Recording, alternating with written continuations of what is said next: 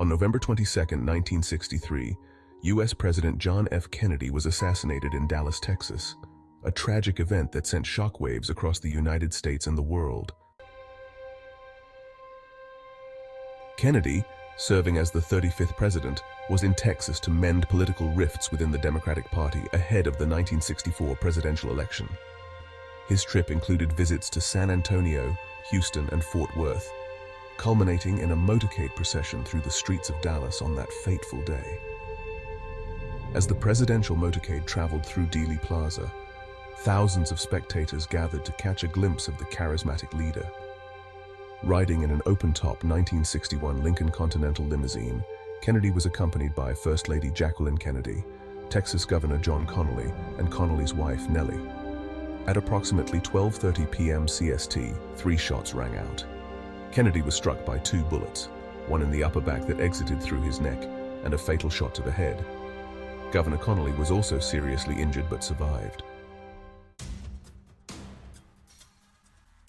The motorcade rushed Kennedy to Parkland Memorial Hospital, where doctors worked desperately to save him. Despite their efforts, Kennedy was pronounced dead at 1 p.m. The announcement of his death was made to the nation at 1:38 p.m. by White House Press Secretary Malcolm Kilduff. Vice President Lyndon B. Johnson was sworn in as the 36th president aboard Air Force One at 2:39 p.m., with Jacqueline Kennedy, still wearing her blood-stained clothes, standing beside him. Lee Harvey Oswald and the immediate aftermath. The investigation quickly centered on Lee Harvey Oswald, a 24-year-old former U.S. Marine with a complex history. Oswald had defected to the Soviet Union in 1959 and returned to the U.S. in 1962. He worked at the Texas School Book Depository, from where authorities believed he fired the fatal shots. Oswald was arrested later that day in a movie theater after allegedly killing Dallas police officer J.D. Tippit on November 24, 1963. As Oswald was being transferred from the city jail to the county jail, he was shot and killed by Jack Ruby, a local nightclub owner, in front of live television cameras. Ruby's actions and his own connections fueled widespread suspicion and conspiracy theories, leading many to question whether Oswald acted alone or was part of a larger plot. The Warren Commission and ongoing controversies. In response to public demand for answers, President Johnson established the Warren Commission on November 29, 1963, led by Chief Justice Earl Warren. The commission conducted a 10-month investigation, interviewing hundreds of witnesses and reviewing thousands of pieces of evidence.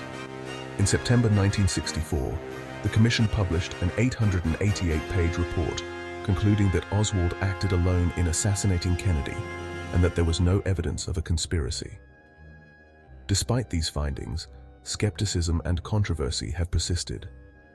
Many Americans questioned the commission's conclusion, pointing to inconsistencies in witness testimonies, the trajectory of the bullets, particularly the single bullet theory, and the rapid killing of Oswald. Over the years, alternative theories have implicated various entities, including the CIA, FBI, organized crime, and foreign governments such as Cuba and the Soviet Union. Impact and legacy. Kennedy's assassination marked a profound turning point in American history. It shattered the nation's sense of post-war optimism and ushered in an era of political and social turbulence. Many view it as the end of the innocence and idealism that characterized the early 1960s. The assassination also had significant political ramifications. It accelerated the passage of key civil rights legislation under President Johnson, as he leveraged Kennedy's legacy to gain support for his Great Society programs. Additionally, it deepened the public's distrust in government, a sentiment that would grow during the Vietnam War and Watergate scandal. Jacqueline Kennedy's composure in the wake of her husband's death and her efforts to memorialize his legacy also left a lasting impression. The creation of the John F. Kennedy Presidential Library and Museum in Boston and the eternal flame at his grave in Arlington National Cemetery serve as enduring tributes to his life and presidency. Cultural significance.